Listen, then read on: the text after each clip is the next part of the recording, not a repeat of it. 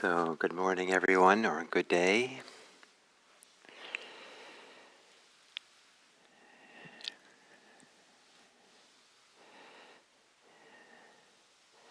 I think there is an invaluable tendency,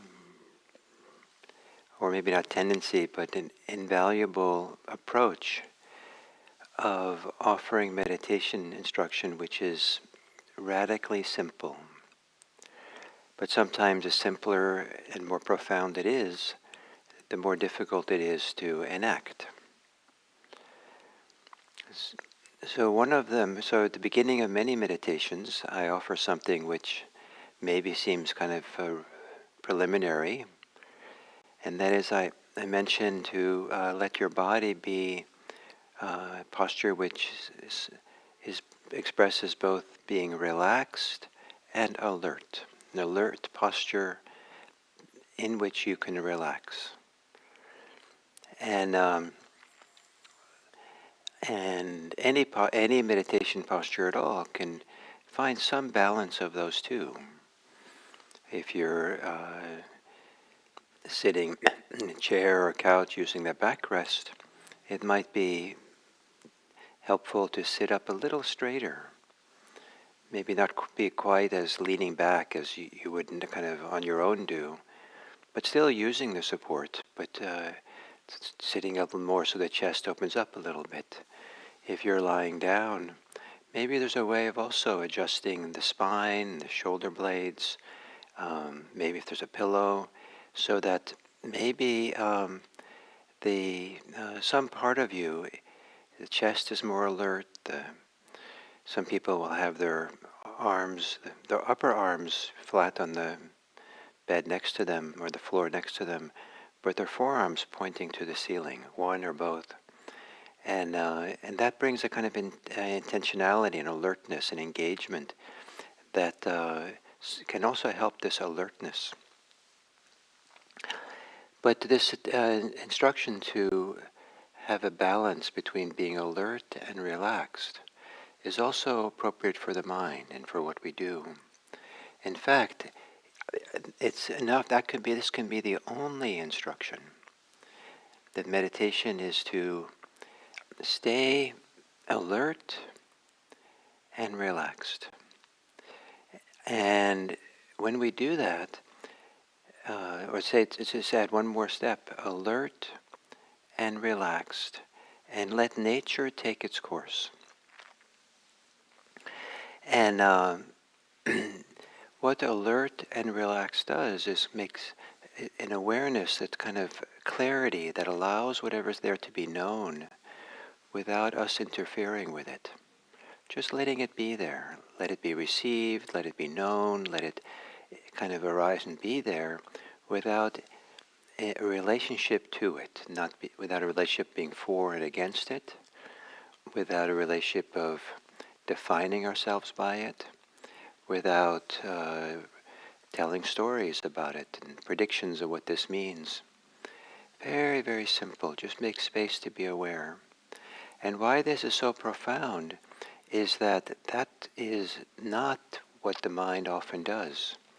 Alert and relaxed is to be free of attachments, free of reactivity. And so the reactive mind begins to quiet down. But the deeper natural mind, the natural functioning of our body and mind, has a better opportunity to show itself, to arise, to be there. Some of that is our body and mind's power for healing, spiritual healing, psychological healing, that sometimes works, at times, is one of the best sources of healing we can tap into. At other times, it's allowing deep spiritual or deep humanistic goodness, wholesomeness to arise and flow. That we have a wholesome, natural source within that's often covered over or diminished by the unnatural or synthetic or unwholesome kind of movements of the mind that require our reactivity. So a profound trust in the natural functioning of our body and mind, if we get out of the way of all reactivity and even being free of relating to things, instead to just be alert and relaxed, to be aware, awake, and at ease. That's it. So to establish a posture that expresses some simple balance between being alert and relaxed.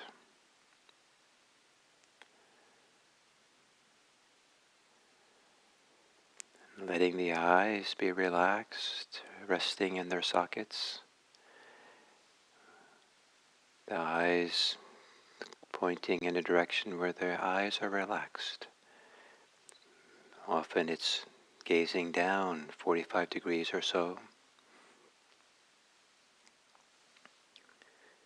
And if it's nice, gently closing the eyes.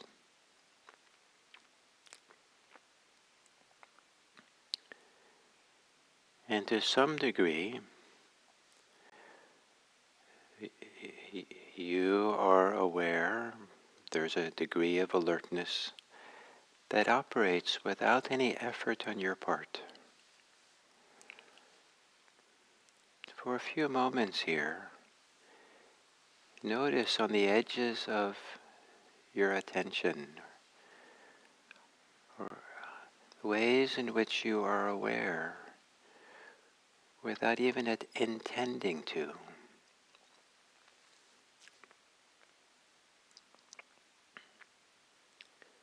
How certain sensations, sounds, feelings, experiences that were not intended, that you weren't directing yourself to know, come into the field of attention.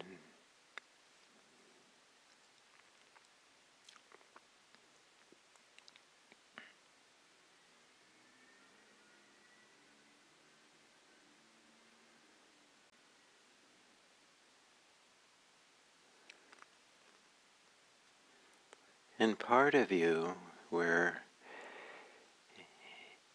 beyond the edges of your tension, pressure, agitation, there exists within you probably also some degree of being at ease, being relaxed.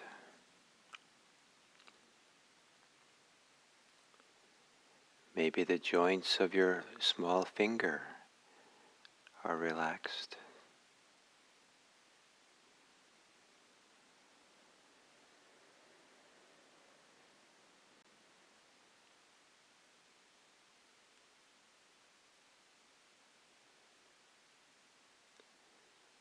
And so to sit here,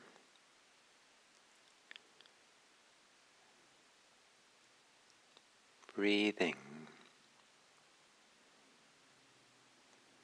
remembering the relaxed part as you exhale.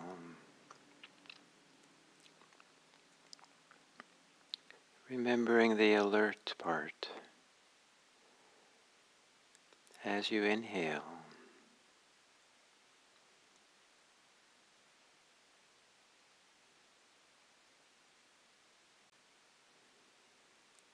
All along, trusting that you don't need to do nothing else than be alert, awake, relaxed, at ease.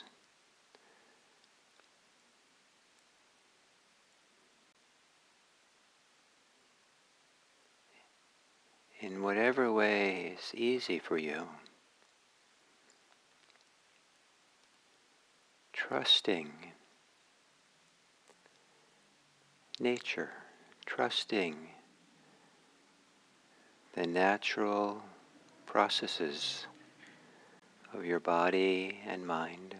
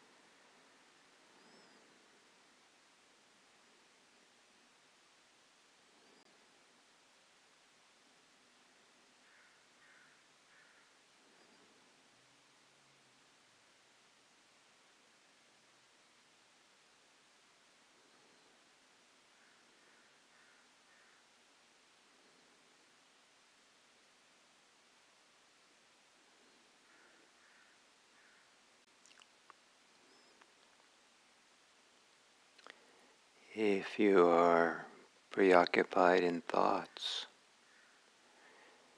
you are not trusting the natural functioning of being alive.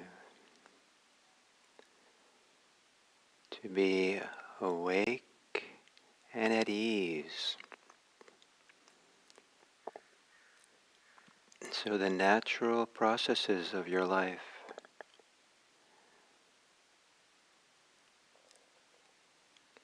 can unfold free of attachments, free of reactivity, free of desires.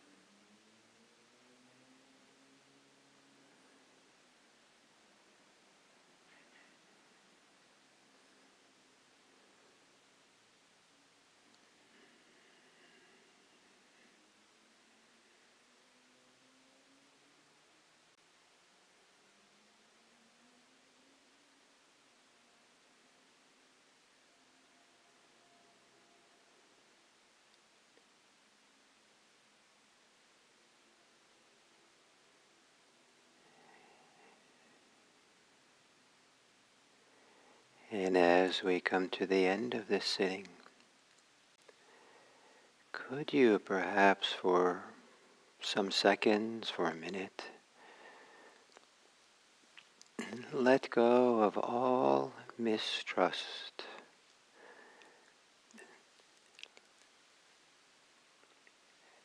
so that sitting here there is no active mistrust whatsoever.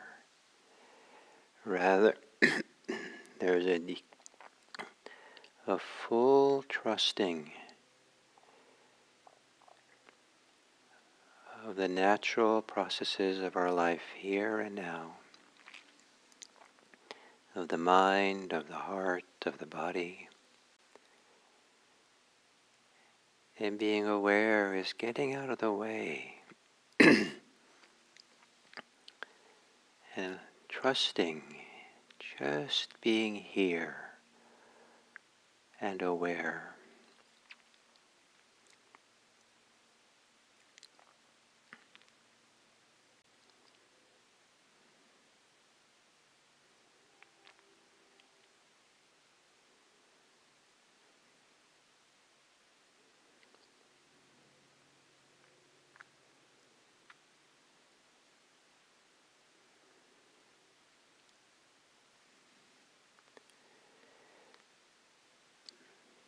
There is a principle in psychology that when a group of people are together, when one person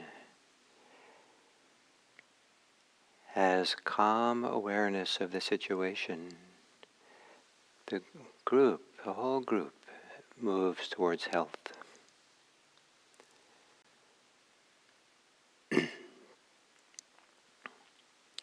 May it be that we are the calm person, not just calm, but alert, awake, aware, attentive to what's happening with others, that our capacity to be mindful and non-assertive is comes with this clear strength of presence, of attention, of making space and allowing others to be themselves, so some other process can unfold that is not based on our reactivity, our sense of urgency. May it be that our practice that we do supports the world that we live in to be less reactive, less hostile, less afraid, less conceited and greedy. May we support the forces of goodness in this world, the natural forces of goodness. May all beings be happy. May all beings be safe.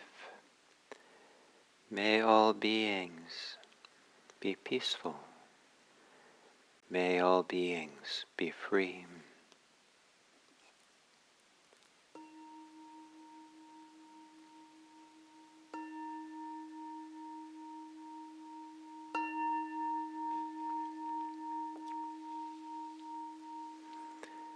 Thank you.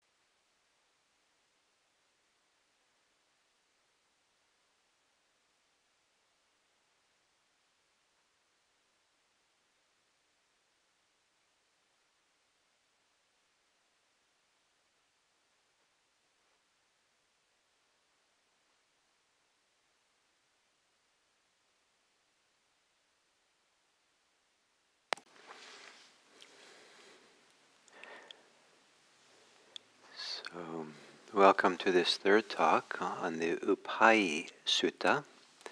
Those of you who are interested, it's in the Numerical Discourses, the 5th chapter.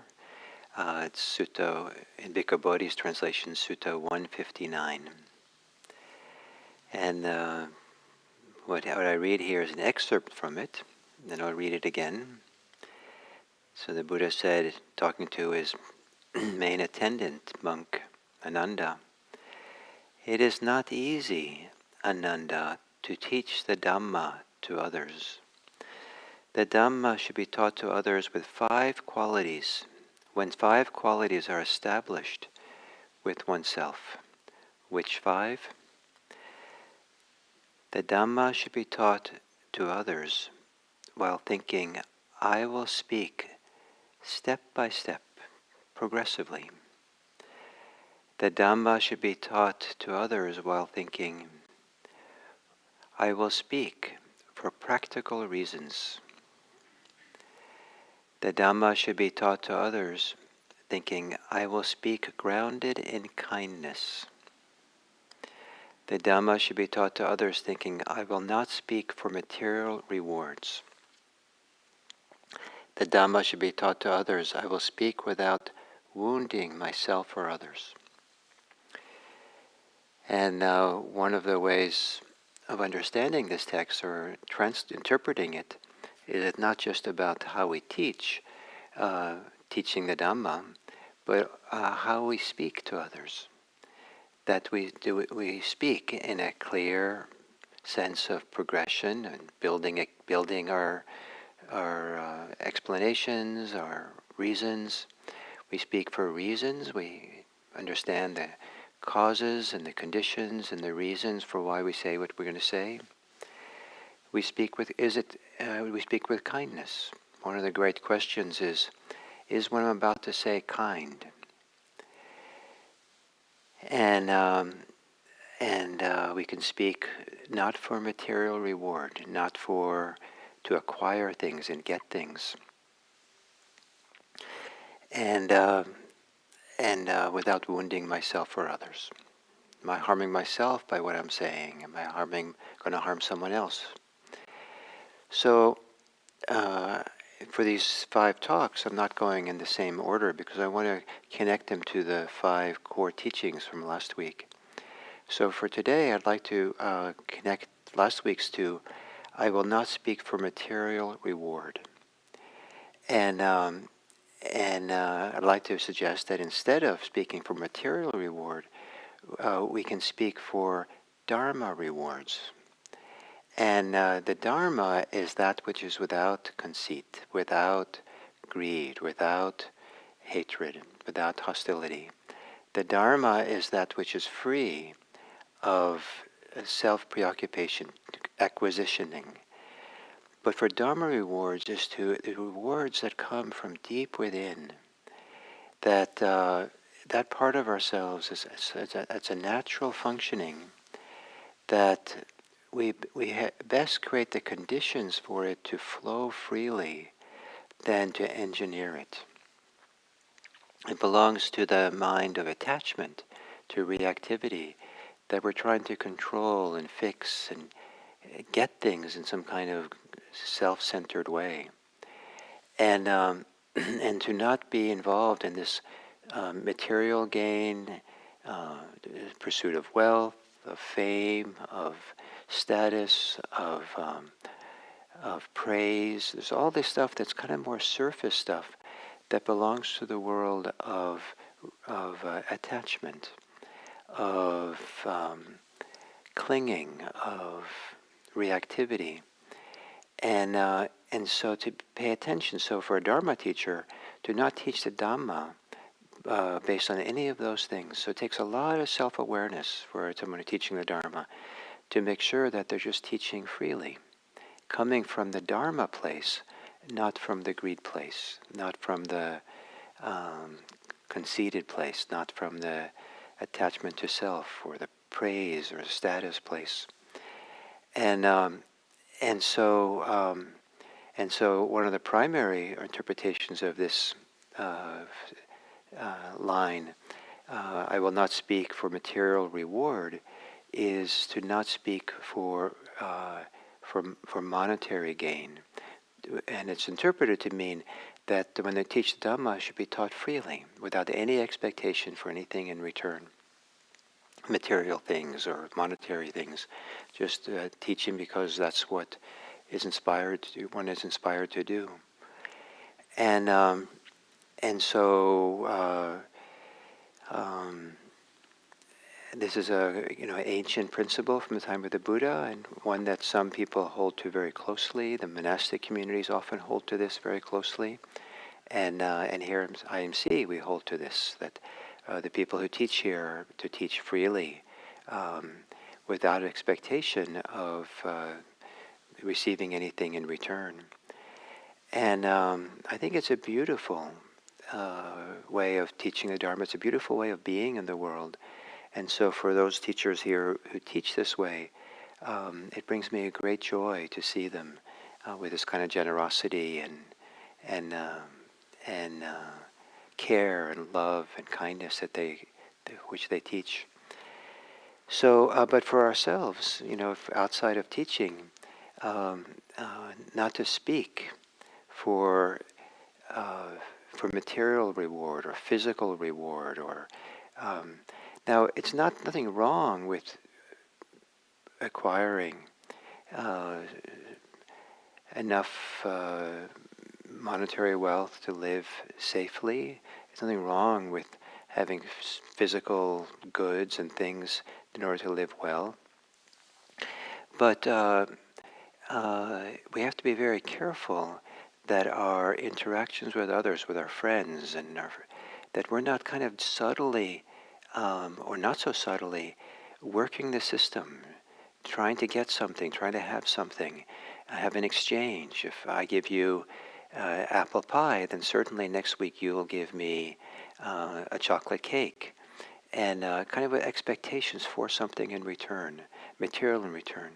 However, if I make you an apple pie, and I just love making apple pies and giving it to others to share, and my reward is the delight, the joy. My reward is the inner sense of happiness and contentment, and maybe that the shared joy, the shared contentment that we have with others, and that nourishes something inside of me that greed and expecting something in return does not nourish. In fact, it does the opposite. There's this deep feeling of natural goodness or natural health in the heart and the spirit that gets a little bit or very much squashed and lost if we get involved in the whole market of exchange and expectation and wanting something in back. There's nothing inherently wrong with exchange and wanting things back, just that if we're caught in it, we're limiting something much more profound that can happen. So it's not judging something as being wrong so much as being sure not to limit what's really the best for us. And one of the important roles that something like meditation has, spiritual practice has, is to connect us to this deep natural goodness that's within, deep natural wholesomeness that kind of arise and be there, that the Buddha talks about, the wholesome qualities that can grow and become abundant, that they can suffuse us and spread throughout us, that this is possible, that the day and night allowing wholesome qualities to grow. And as opposed to day and night, living in a world of that diminishes us or stresses us or brings tension in us, the world of anxiety and urgency and demands and expectations and judgments and wanting things to be just right and control. This is a world of stress that's so easy to fall into. And so spiritual practice can help us to relax that, to get out of the way, to open up the space of the heart, space of the mind, awareness, to allow things to settle that need to settle, that can settle, and allow things to emerge, which can emerge. And so a Dharma life is a life of emergence, not of reaction. It's a life of the emergence of something, not the life of emergency. And so for me, what I'm doing here today is tying this quality of speaking, not speaking for material reward, to the naturalistic orientation that I talked about last week, and that I have a deep trust in these naturalistic processes of human life that the Dharma is tapping into. In fact, sometimes the word Dharma is maybe one of the closest Pali words to our English word nature. And so to trust the Dharma is to trust our nature, trust the naturalistic functionings, activities of our inner life. So may you know goodness or wholesomeness. May you know good qualities within that can emerge and be allowed to spread and grow within you. And and that you learn to be careful and attentive and alert to the ways in which reactivity, tensions, sense of urgency, sense of anxiety covers over these good qualities, diminishes them. And because we have the capacity to live in an abundant sense of wholesomeness, and ideally, we're not sacrificing that capacity for anything at all. Let our goodness, let our wholesomeness be the source of our gift, being a gift for this world of ours. May we all support and help this world with the gifts we have, not through the anxieties we carry. So thank you very much.